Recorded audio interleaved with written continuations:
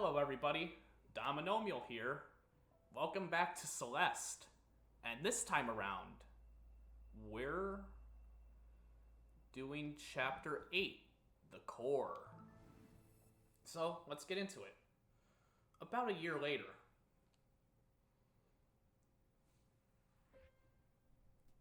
I forgot there was a time skip in this chapter. Huh. Madeline or Granny don't look any different. Hey there, kiddo! Nice to see you again. Here's the cave I told you about on the phone. Follow me. Okay, so we're just going into a random cave.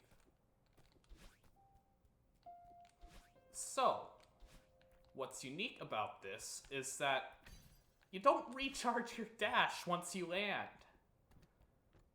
This is a very scary gimmick. This passage leads to the center of the mountain. You said you wanted to come back and explore deeper. Doesn't get any deeper than this. Be careful, though. When you get this close to the heart of the mountain, its power will start affecting you differently. Yeah, I already noticed some of that. Good luck in there. Yeah, so your dash doesn't... Really? Only 4 hearts? Okay. Okay.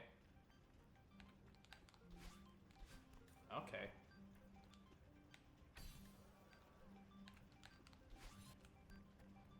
Okay.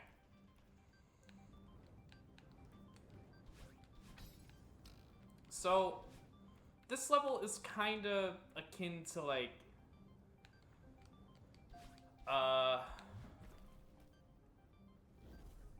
I don't know what, but that one level in Banjo-Tooie that's fire and ice. I don't know what that level is called. I forgot. But I guess we haven't seen the ice part of the level yet, so I guess that was kind of spoilers, but a lot of people have already played this game already. I guess right first. Because right seems more doable.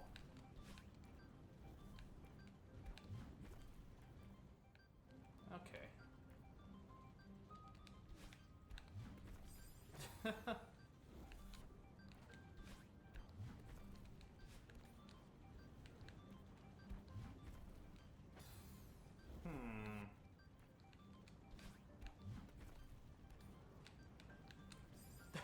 Okay. Okay. I don't like these fireballs. This is actually my second least favorite level in the game. Yeah. You know which one's the first. It's Chapter 3. And this level is one of my lesser favorites because, for similar reasons as Chapter 3. It has cycles, and I don't like cycles in my platforming games.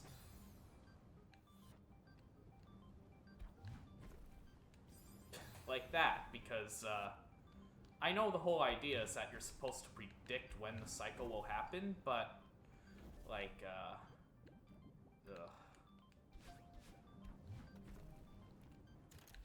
Okay. Yeah. Once you flip the switch, everything will turn into ice, and these platforms start behaving differently. Same with the fireballs. The fireballs now turn into bounceable, like, solid objects. Like this. You can keep on hopping all you want. Your dash still doesn't recharge, though, so you'll have to get used to that. And, yeah.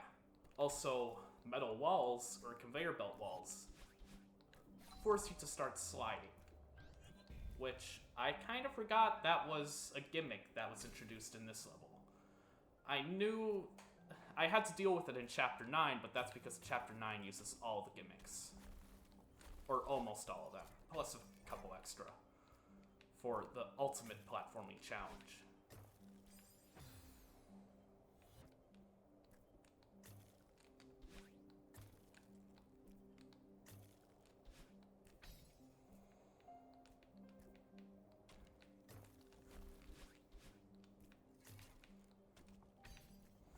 So yeah, now that it's turned to ice, we can go left for a strawberry. I don't want to. I've already established that I'm not collecting strawberries.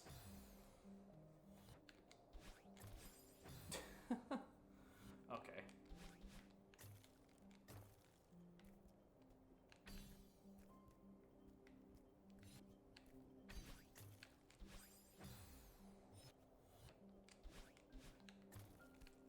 Okay, that was simple enough. Now let's flip the switch again and turn it into lava, because the conveyor belts run when it's hot.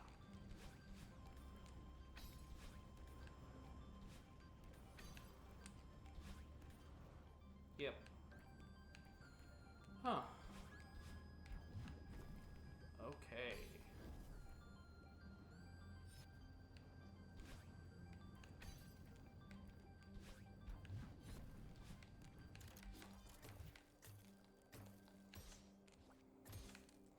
I thought the bumper would refill my charge. Okay.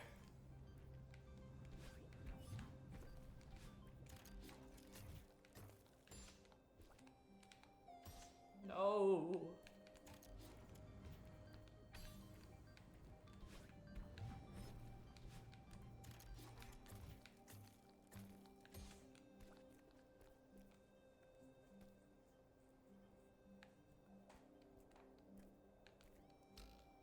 Okay, this level isn't as bad as I remember it being, but I do remember it being pretty annoying.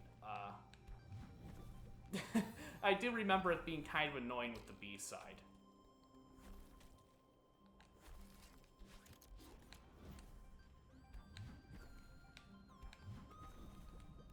Oh, I didn't even need to use 2 dashes there.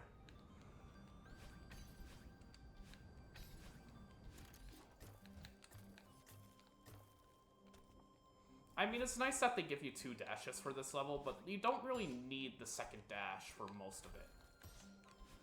Well, okay, you do for some parts, for the required parts, but you can get by just fine in this level without the second dash for the most part. Also, I really hate these bumpers and how they just want to kill you the moment you turn it into a hot area.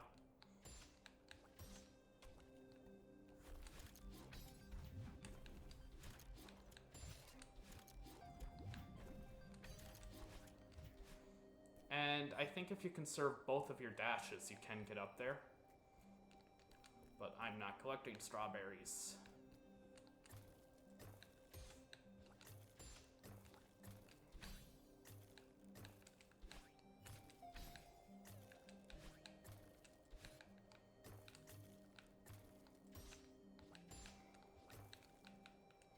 Okay. So last episode, I was talking about my love for stories. How I like role-playing games, even though I haven't really had too much experience with them. It's because I like being immersed in the world and being able to roleplay as a character that I'm not. I don't know. That's why I like to experiment. That's why my cyberpunk character is not actually my gender. And I don't know what I'm going to do for Nephilim or Numenera, but I'm definitely going to try and make my character unique in some kind of cool way.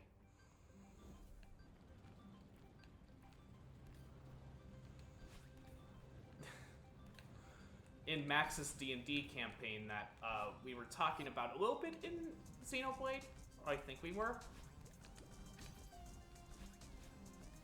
I think we were talking about it during Xenoblade. I don't really quite remember, but in Max's D&D campaign, I played the role of a Nilbog, or yeah, it's called a Nilbog. And yes, I know you're probably immediately thinking of that one scene from Troll 2 where they're like, Nilbog? That's Goblin backwards! And yes, that is Goblin backwards. And like the name implies, a Nilbog is actually a goblin. But The goblin is... A Nilbog is specifically a goblin possessed by a god? Or like some kind of like spirit that basically turns goblins into jesters. And the goblins are naturally scared of Nilbogs because when the Nilbogs die, their spirit haunts and possesses another goblin and turns them into a Nilbog. It's essentially just like some kind of like I'm hesitant to say the word like disease, but it's kind of like that, except it only happens to one goblin, to one unlucky goblin victim. And so my character in Max's D&D campaign is essentially just a goblin jester that is a bard that is part of the College of Satire, which isn't actually official, not yet anyway, but I think it's like going to be official or something like that. I don't know, they're probably straightening up a few rules, but Max is okay with it, and I'm like, yeah, sure, I want to be part of the College of Satire.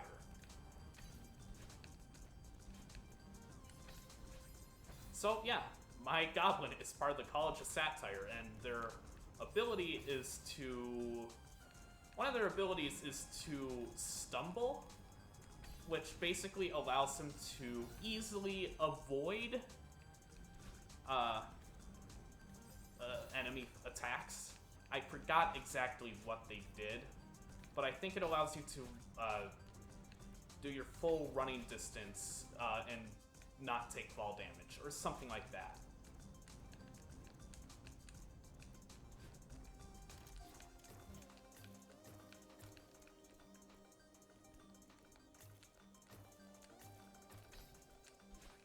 That was kind of close.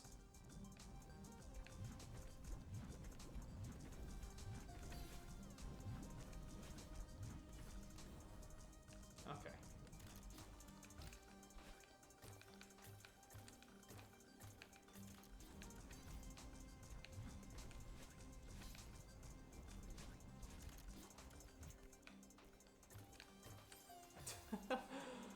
This part of the level is kind of stressful.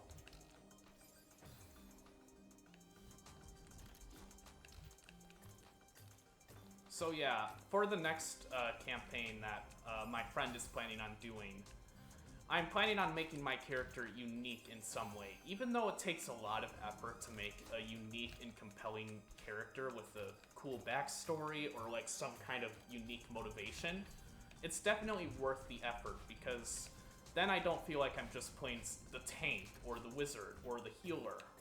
Instead, I'm actually playing a character I want to play. And I mean, I'm not saying that's like the correct way to play a role-playing game, because even though it is called a role-playing game, I definitely respect the people that like to metagame, or just like optimize their stats, or just be the one to play the least compelling character but have the most, you know, use in the party.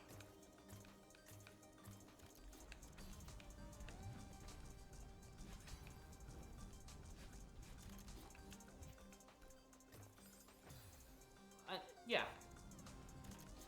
Like, Max in the Cyberpunk campaign is playing, a cop? No, he's playing a solo, which is essentially just the tank of the Cyberpunk world. Tank slash attacker. So, none of the other classes in Cyberpunk are particularly amazing at attacking or doing stuff in combat, because combat in Cyberpunk is largely discouraged, because, unlike D&D, you die from a gun wound. Like, if you get hit in the head and you take a fatal injury, you're dead. I almost died in the second session of Cyberpunk. That was terrifying, because then I would have lost all my progress on my sweet character. I really hope my character gets more development. I'm really hoping for an opportunity where the Game Master just says, screw it, I'm going to reveal Dom's character, identity, or gender. And, hey, that'll make me the most compelling character in the game. Unless somebody else has some really interesting backstory that I don't know about. And I'm not trying to sound like some kind of narcissist here with a big ego. I mean... Shit. This part is kind of catching me off guard. It's surprisingly difficult. And I am also talking and kind of taking this loosely.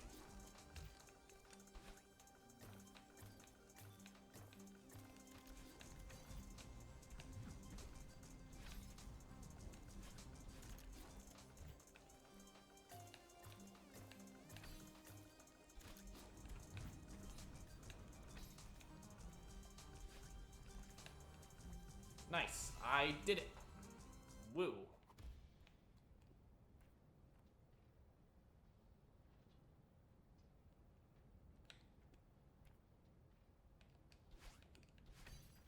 Oh, am I supposed to go right? Yeah, I'm supposed to go right from here.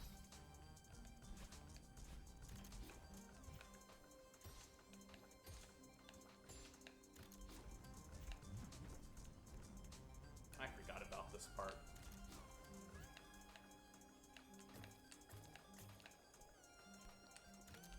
Nice. Okay, I did it.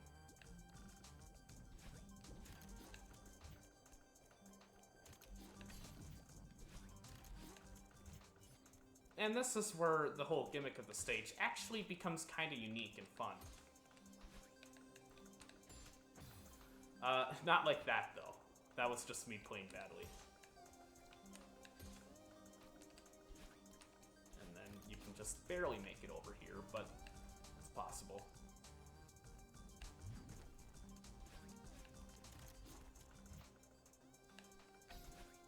No, no, that was the wrong direction.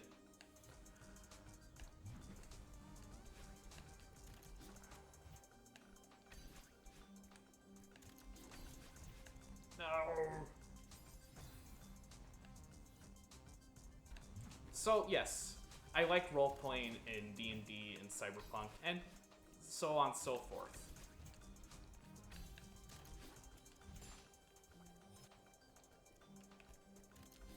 How did I? No!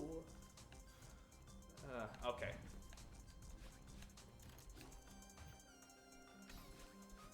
But last episode I also said that I liked creating stories. And that is pretty true. I do love creating a nice, compelling narrative, even if I do get carried away with it sometimes. I'm the type of person that gets carried away with a narrative and starts to, like... I'm that one kid in school that basically tries to write a novel when I'm only supposed to write, like, a few-page essay. Or, not essay, but, like, story for, like, creative writing or something like that.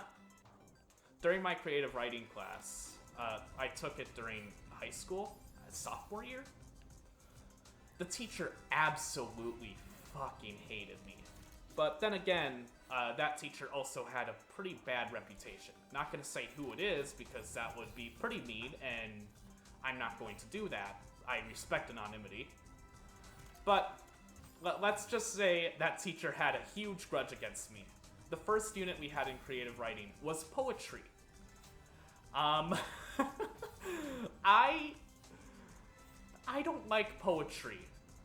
I'm really bad at poetry. I'm just really bad at metaphors and, like, imagery and, like, actually, like, having unique writing. Or unique writing in the context of poetry, anyway. Poetry is definitely one of my worst areas of writing.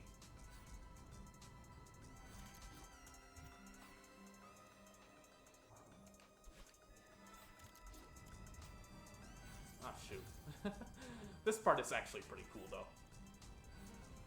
So, one of the first things I said to the teacher, like, when we first started poetry was, like, but I don't like poetry. And, like, it was just me being kind of, like, a sarcastic, like, asshole. Like, hey, like, I joined creative writing not to write poetry, but, like, I wanted to actually write, like, stories and all that.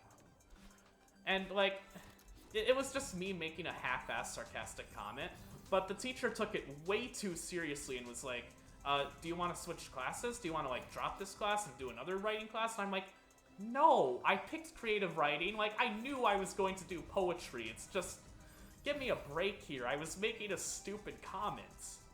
And, but then again, the teacher I had was kind of,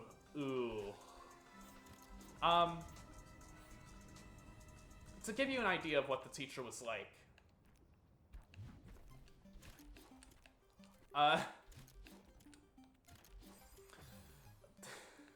the first thing she said, one of the first things she said in that class, like, when she was going over the syllabus, was, like, in case of emergency and we have to escape, I have a mace and a rope, and we'll escape out of the window.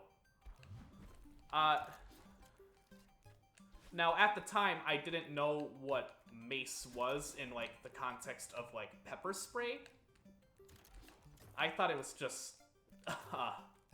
I thought it was just like, oh, I have a literal mace, weapon mace, and a rope. No. She just had, like, pepper spray in case of intruder. I don't know what she was going to do. She wasn't going to be able to fight off any intruder. I don't care what laws happen here where I live in America, but, like, no, that's just not happening.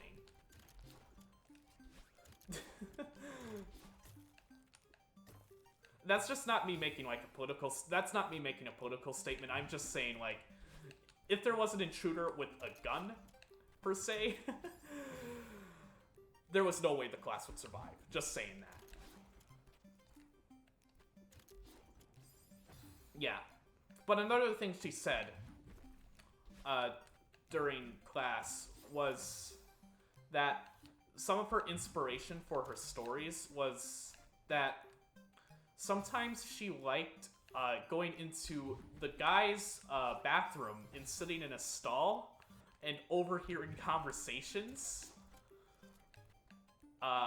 Or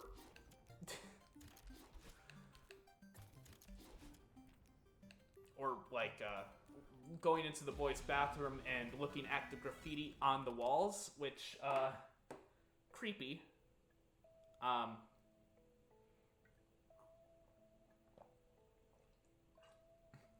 Yeah. Kind of creepy. But, I mean, whatever.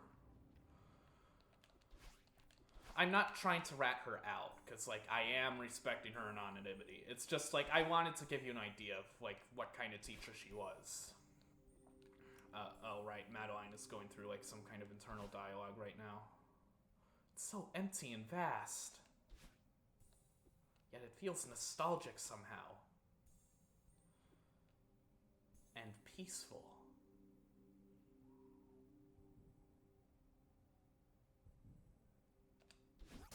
Nice. Got a heart. Yeah, you get a heart for beating that level.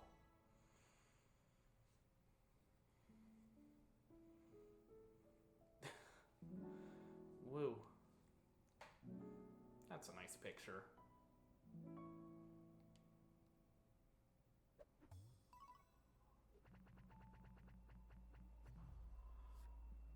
Oh boy, the B-side.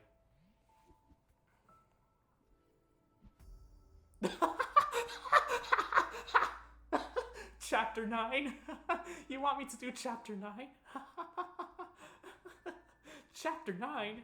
Chapter 9? Of course I'll do Chapter... No, I was joking, game. I was joking, game. I'm not doing Chapter 9. Fuck Chapter 9 and its existence and everything in it. But even though it's a very horrible chapter gameplay-wise and rage-wise and, like, frustration and emotionally, mentally emotionally, it was still a nice update. I like it.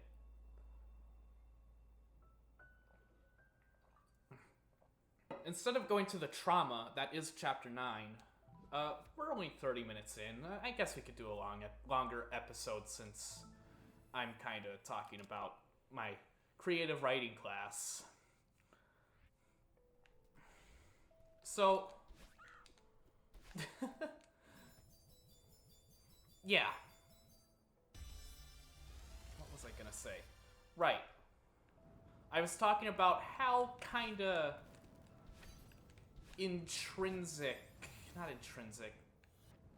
eccentric the teacher was in creative writing. And, not Max, but a couple of my friends will be able to vouch for that because, yeah, she was definitely a unique one.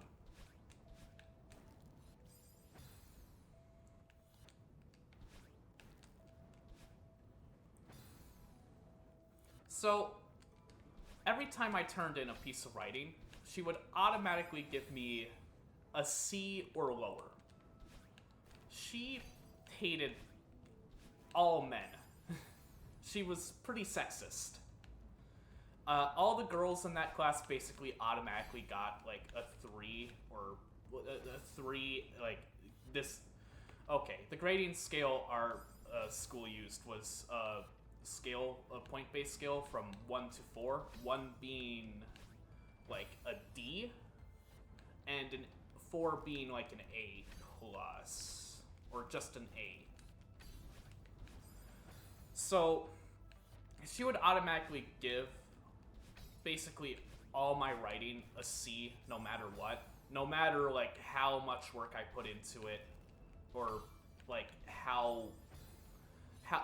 no matter how much work I put into it, or like whether she actually read it or not. I don't know. I don't think she actually ever read most of my works. But she definitely hated me. The only area I ever got a 4 in, an A, was speaking, oral communication.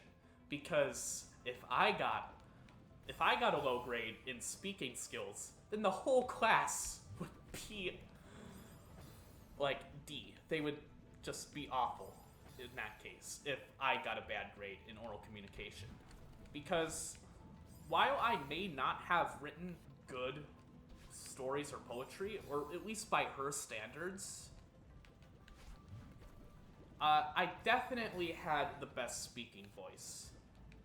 Like, I mean, I'm not trying to brag or anything, but like, I am used to like reading aloud with like emotion or like with impact, because like I look,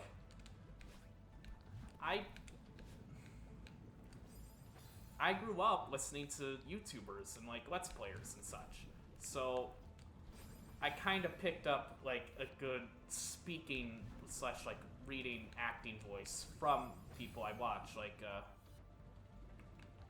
I don't know who specifically, but it's just like over time. It's just over time.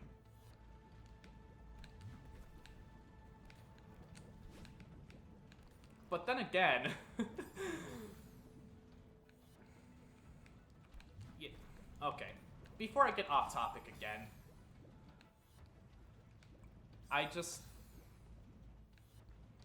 so yeah, the teacher was sexist. She hated all guys. All the girls automatically got a B or more, no matter what they wrote or what they did. And basically, that class was fucking hell.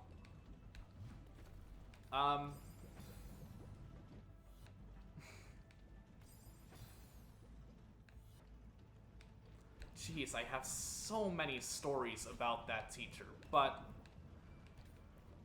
I would feel bad telling them because I don't want to be mean-spirited and like have you hunt down this teacher. Like, I'm not going to do that. Like, but there's so much I want to talk about when it comes to her.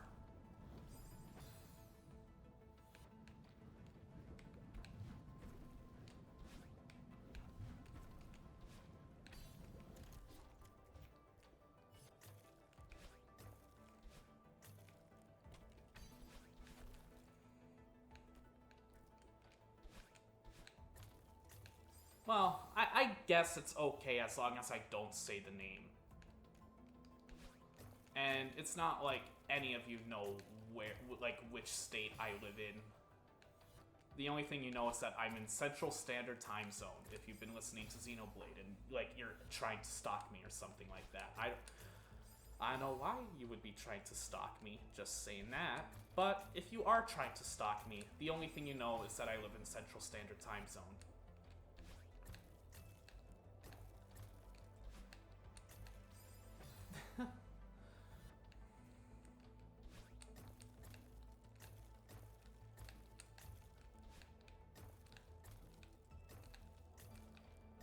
No, I'm not gaining. Shit.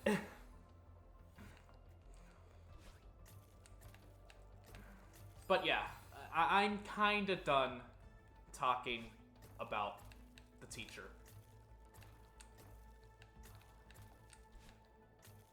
For now anyway. It depends if I decide it's okay or not, or if I'll have to edit it out or something. Huh.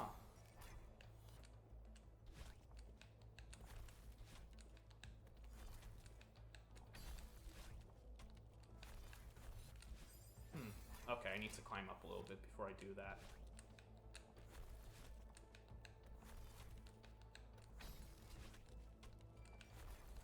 Okay, I can't. I barely have any time for that.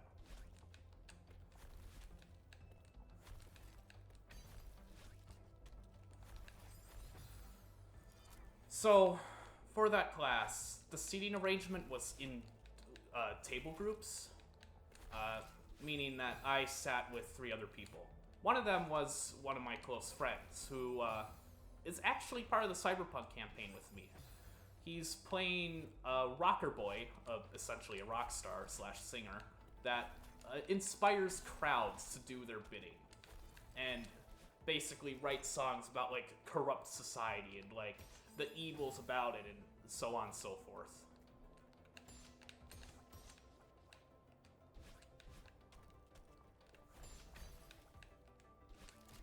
Ah, shoot.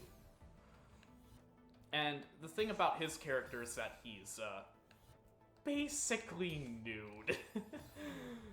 He rolled for what his character wore. Or, well, no. He didn't roll. He just picked from what could be rolled. And he saw that nude was an option. He's like, oh, I gotta go nude. And that's that. His character is basically nude. And I keep forgetting that when actually role-playing. And nobody really acknowledges it, but whatever. It's kinda stupid. I'm not gonna lie. That's pretty stupid. But thing is, Max is also nude when it comes to Cyberpunk, so, I guess I can't really expect much, huh? My character is wearing, like, a full body, like, trench coat, or, like, kinda, like, something to cover up her body type. And, the other person that's playing really doesn't need to wear anything more than, like, a suit or just casual day attire, because their character is the leader of a mob boss. They don't really need to hide their identity. Because their identity is already known, and they're powerful enough to deal with anybody that stands in their way.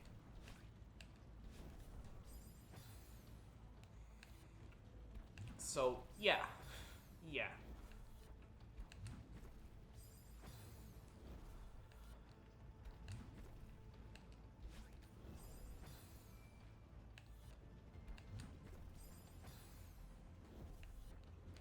But yeah, one of my friends was also there, in that same table, or with that same table, on that same table with me, and or in the same table with me, whatever, in the same group as me. Wow, you wouldn't believe I'm a native English speaker, considering my well, whatever. Not gonna acknowledge it. So he was with the same group that I was in, and there were 2 girls in that table also. So we had a group of 4, 2 guys, 2 girls. And we all got along pretty nicely. The 2 girls, one of them was, well, both of them were very nice. I guess,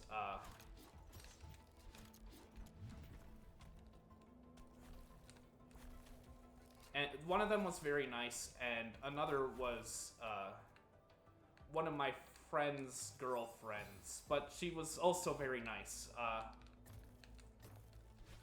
She was very sarcastic, which went along nicely with my smart-ass sarcastic attitude back then. I mean, it's not like I'm saying I'm too much different now than I was 2 years ago, but I have changed a little bit since then. I've actually like grown kind of confident in my speaking skills enough to start a small YouTube channel and enough to be part of a musical that the school did.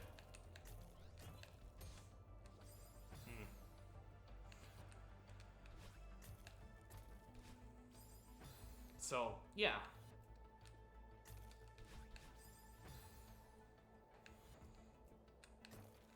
And when in that table, we basically kinda laughed at the teacher and like what she did. And how a teacher could be so bafflingly biased against some of her students. Like, so for example, poetry. I try my best during poetry. I mean, I'm not going to lie and say that I had good poetry, because I really didn't write good poetry. I'm not good with poetry.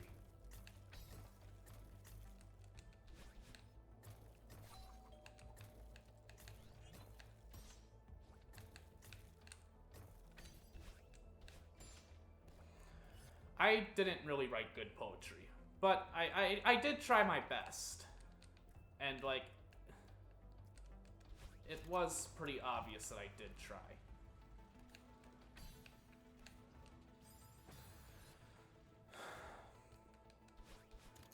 The girls, they, like, didn't really care too much about the class. Like, they definitely gave it effort, but, like, they weren't trying, like... Okay, they were trying. I'm not going to undermine their efforts. But... they definitely didn't give it their 100% effort, like I sometimes... Like, I tried to do, like, for most of the class with my writing. And... basically, the whole pattern with that class was that the girls write some, like, generic, like, average, okay poem or writing piece. The teacher gives them a 3 or above.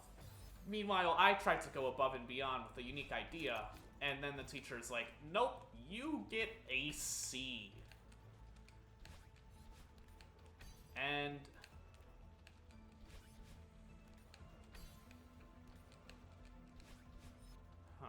okay.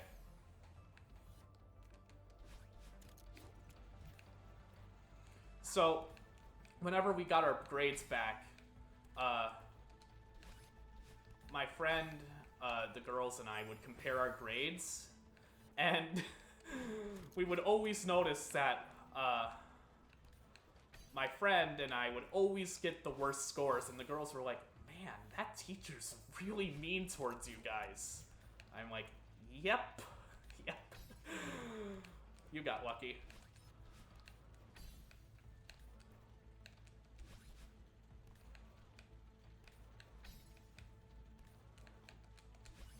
And, like, when, like, they would actually read my work, they were like, yeah, like, this didn't warrant a C.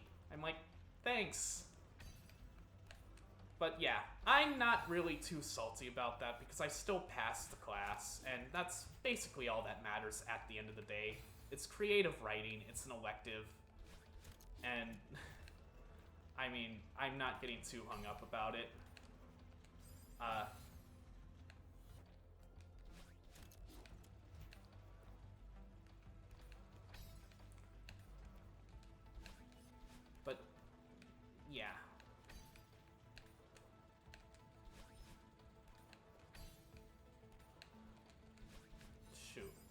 I need to remember to go through that first hoop without dashing.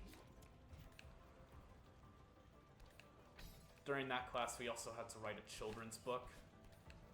Oh, right. One other crazy thing that the teacher forced us to do whenever we submitted an assignment. She wanted us to... Or wait, no. One thing she did when she wanted us to turn in the poetry, because for the first unit of the class, the poetry unit, we had to have 10 poems written and done. And they each had to be, like, unique poems. Or, like, 8 of them had to be a pre-designated, like, formula to, like, force you to try out different writing styles for poetry. And you had 2 free choice poems, I believe, or something along that nature.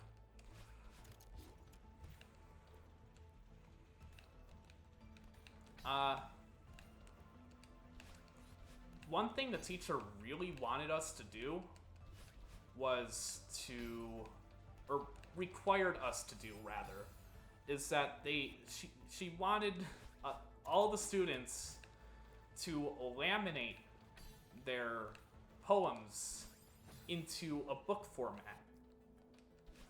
So you had to go down to Office Max and then like ask, hey, can you laminate this?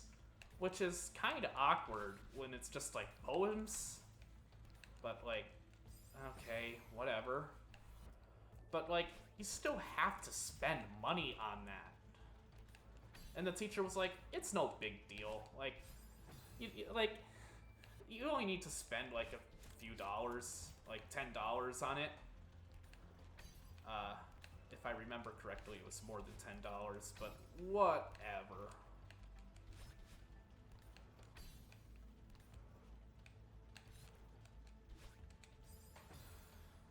So, yeah, that was kind of a stupid bullshit requirement.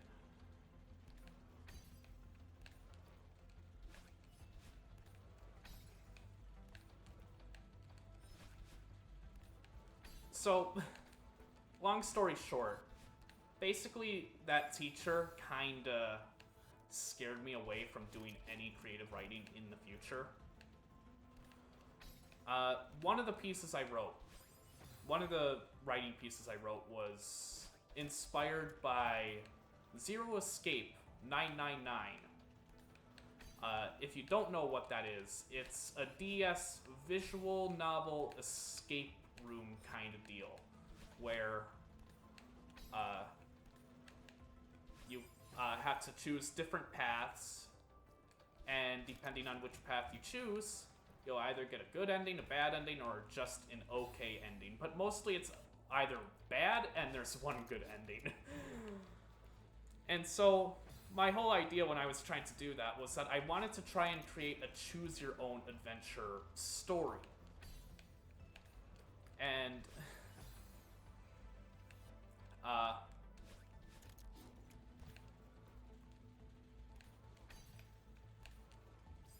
so basically I would have like the whole story written out. I would have like stupid like bullshit aliases that were even worse than the ones in Zero Escape. And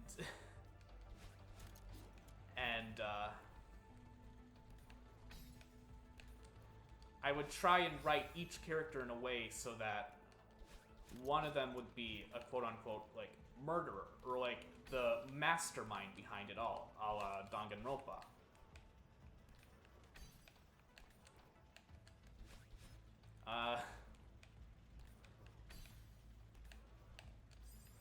Yeah.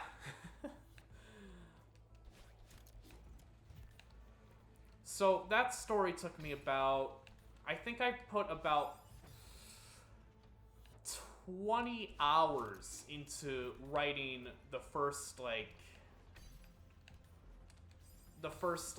30 pages of it or so. Yes, I wrote like 30 pages of that, and yeah. And basically at the end of a section, I I used the Google Docs to be like, hey, take this link if you want to go this way, or take this link if you want to go this way. And depending what would happen, or like which link they took, different things would happen, and they would have to solve. I actually also tried to implement puzzles into it, although it was kind of bullshit since it was actually just a written piece that tried to incorporate puzzles.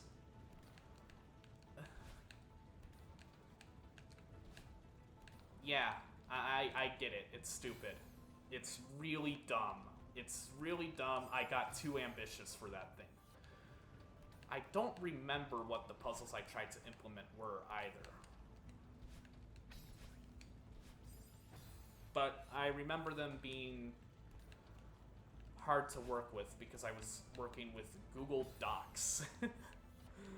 I was thinking, maybe I should use Scratch. If you don't know what Scratch is, then lucky you. I'm not... Scratch is basically a free-to-use programming software that was made by, I think, like, some kind of university. To basically be like, hey, you can teach kids to program. It's easy. You just gotta put it in block format, and there you got it. And it's, like, open source, too, so, like, anybody can use it and create their own programs. I actually was quite fond of that program when I used that for my computer science class. But I was thinking, I'll use Scratch, but then I decided I don't have time for Scratch. So I tried to implement puzzles with Google Docs. Or like I tried to...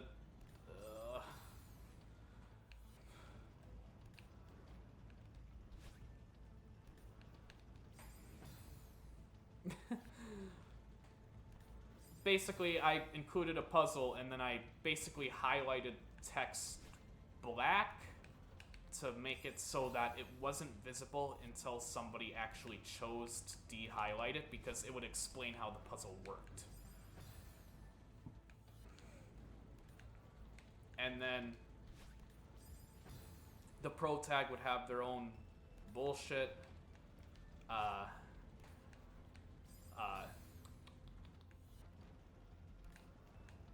their own stupid realization, a la like Phoenix Wright, because Phoenix Wright did kind of inspire me when making that. And there, the puzzle would be solved, move on to the next four, choose which way you want to go, a la Link. Even though it was stupid, it was certainly ambitious. I'll give myself that much. I'll definitely give myself that much when it comes to that piece.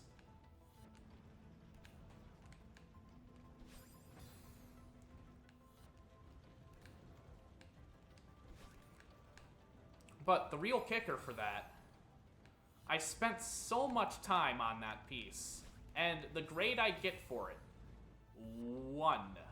I got a D on that. Was it bad?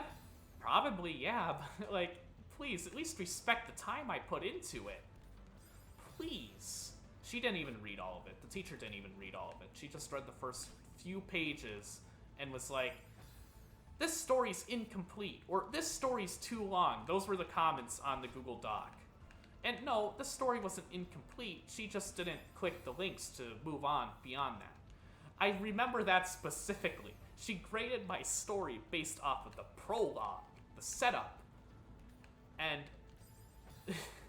she didn't click the links.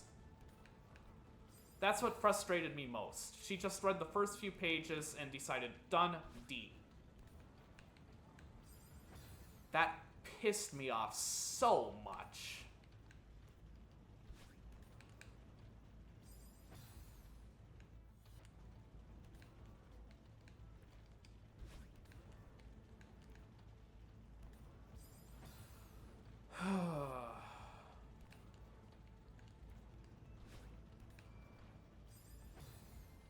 Yeah, I really do want to be able to write a story again and, like, be confident in the fact that, like, even though it may not be amazing, I want it to at least be confident that, hey, I'm proud with this.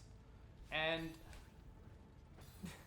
yeah, that's why, like, even though, like, I may not be experienced with role-playing games right now, I want to learn how to become, like, a good DM, a game master that can guide players. And, like, I'm familiar with game design philosophy. Like, I mean, I've always watched, like, all, like, the game design analytical videos, like Game Maker's Toolkit and,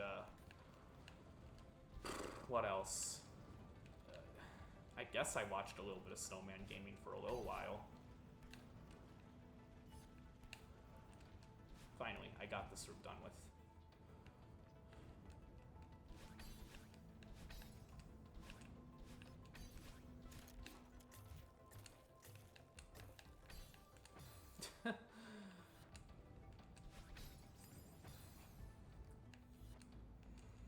But yeah, I feel like with my writing skills, quote unquote, and my passion for game design and like game philosophy and just video games in general, I'll be able to successfully create like a very compelling D&D campaign. As long as I have the players' cooperation, which is the hardest part, to be honest, because I'm really bad at getting other people to work with me. But then again, every time I work with a group, it's usually full of people that don't give a shit about what I do. Sorry. That's just me complaining about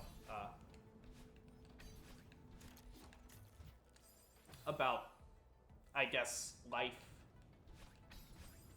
I have nothing to really complain about. Like, I'm definitely in better off circumstances than I don't know, other people. Like, I definitely have it better than quite a few people, but still.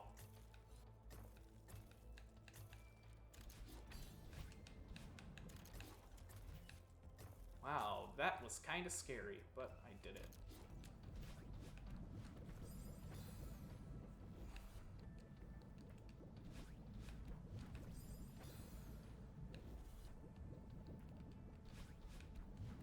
But yeah, I'm always that one guy in the group when assigned a group project that has to end up doing all the work because because the other people in the group don't do jack shit. And like back in like the first few years of high school, I was passive enough to basically just let it slide and do all the work, but yeah. Senior year, I kind of changed and was like, you know what, screw it. You do your own work. And yeah. I still feel like I ended up doing most of the work.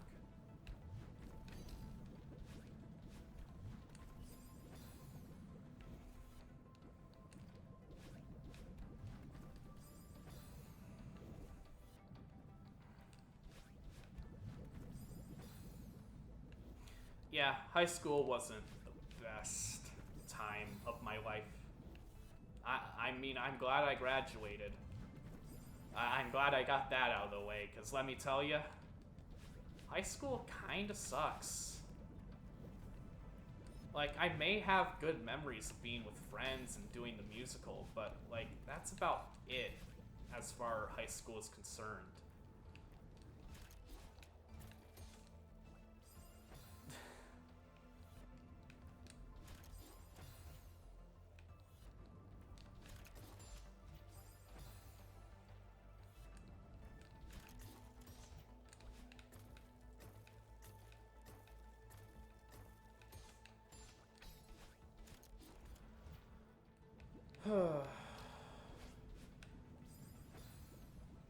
Yeah.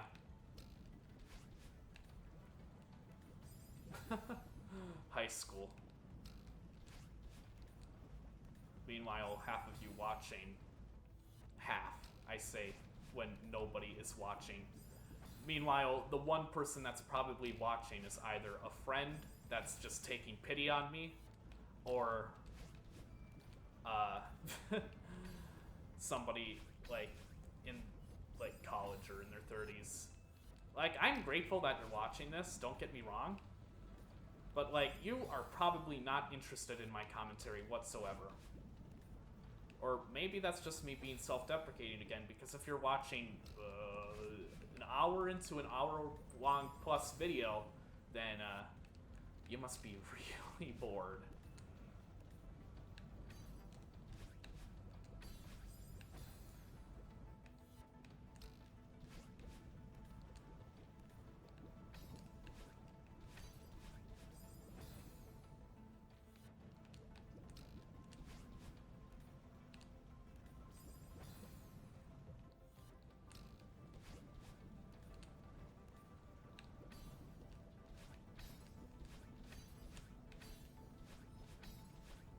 Okay, that part was kind of scary.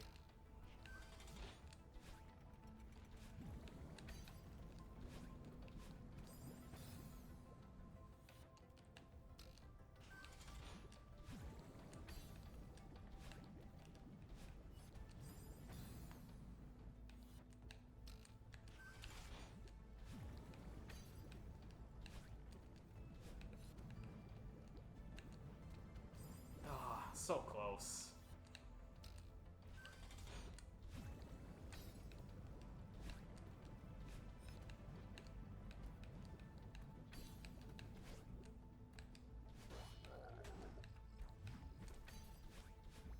Nice. Nice. Got that part out. And now for this part. The last part.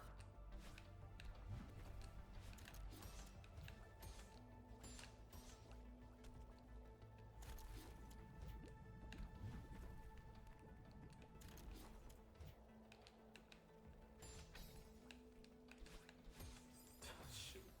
I waited too long. Yeah. I'm kind of nearing the end of my line here. I don't have anything to say. I already talked so long.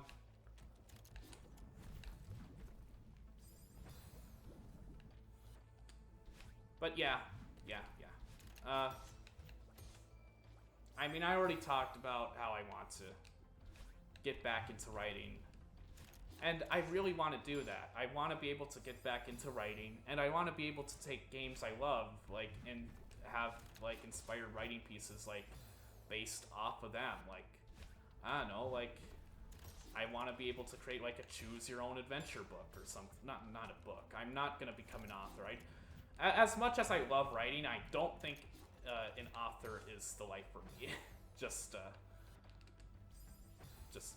But, like, it would be fun to create a whole D&D campaign.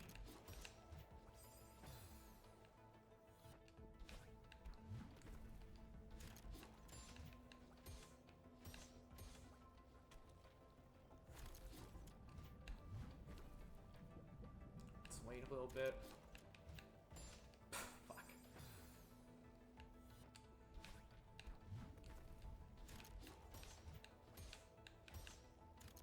Oh, wow, that was a perfect bounce sequence. Yeah.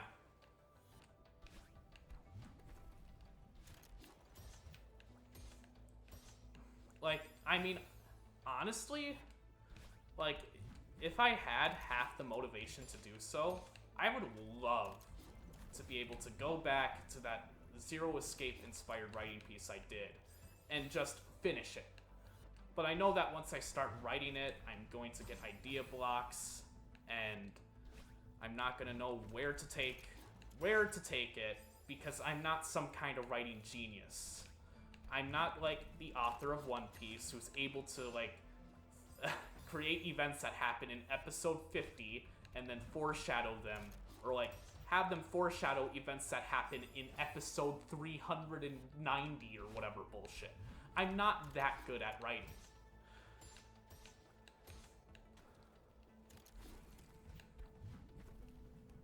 I mean, granted, like, you can say what you want about the animation of One Piece, but the writing is actually pretty good. Like, I can respect One Piece from a narrative standpoint and how it loves to use a lot of foreshadowing. The reason why I love Haruhi Suzumiya so much is because it has so much foreshadowing for the movie that you wouldn't even notice unless you watched the movie or paid really close attention. Or if you, like, what I mean is if you, like, watch the movie and then you watch the anime for a second time, and then, like, even then you might miss some of the details. Haruhi Suzumiya is, like, honestly one of the most, like, brilliant animes I've ever watched. Like, it may seem like a generic slice of life, and, like, it is at first, but then it gets deeper, and then you realize that it's just really good. I mean, I finished watching the movie of Haruhi Suzumiya with a friend, and he thought that the anime, for the most part, was only okay. But the movie is what made the anime stand out. And the movie is definitely significant in making that anime stand out. But,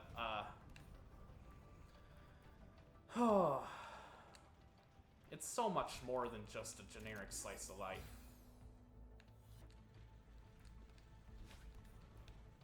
But that's just me speaking. Of course I'm going to be biased.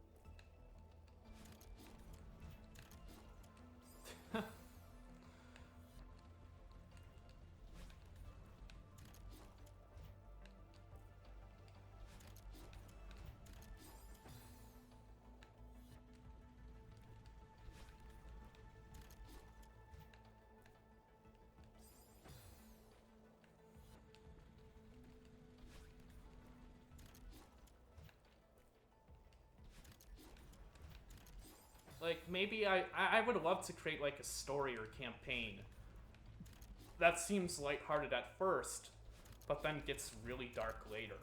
Or, I don't know. Like, what if I created a campaign, a D&D campaign, where the actions of the players actually affect what's happening in the world? Like, if the players decide to ransack a whole town and kill everybody, then it'll be in the news, and, like, they'll get, like, bounties on their head, and, like, everybody will want them dead. Or, like, maybe I could host 2 D&D campaigns where the actions of one party determines what happens in the world and what the second party does. Like, maybe if the first party is being complete jerks to everybody and just killing everybody and not being nice, becoming the villains, I guess, then maybe the second party's main antagonist would be the first party. I don't know, that would be kind of cool, but then again, that would take a whole lot of work and coordination.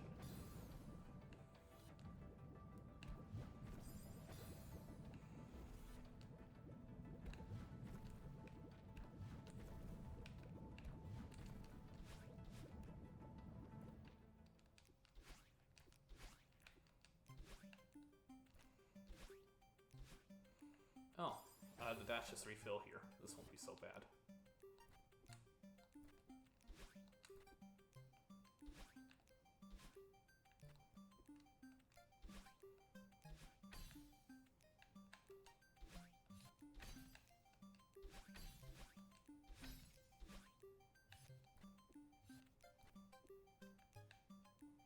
Oh.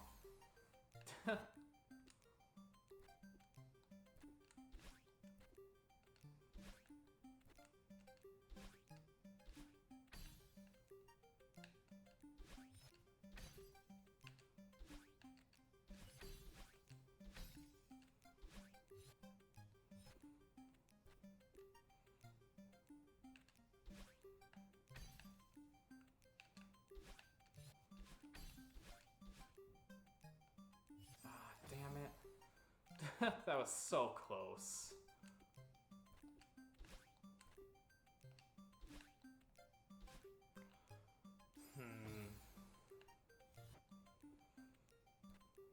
Yeah. Honestly, like, I don't really have anything else to say. Sorry. The level's almost over. That means the episode is basically over, because I'm not going to make this run on extra long. Or any longer than it needs to.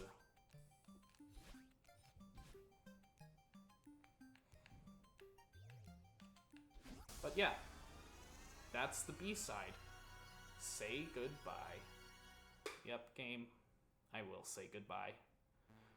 I will say goodbye to the audience because this is the end of this episode. And, ready for a real challenge? Seasides have been unlocked, and golden strawberries have appeared at the start of every chapter. Good luck, Madeline.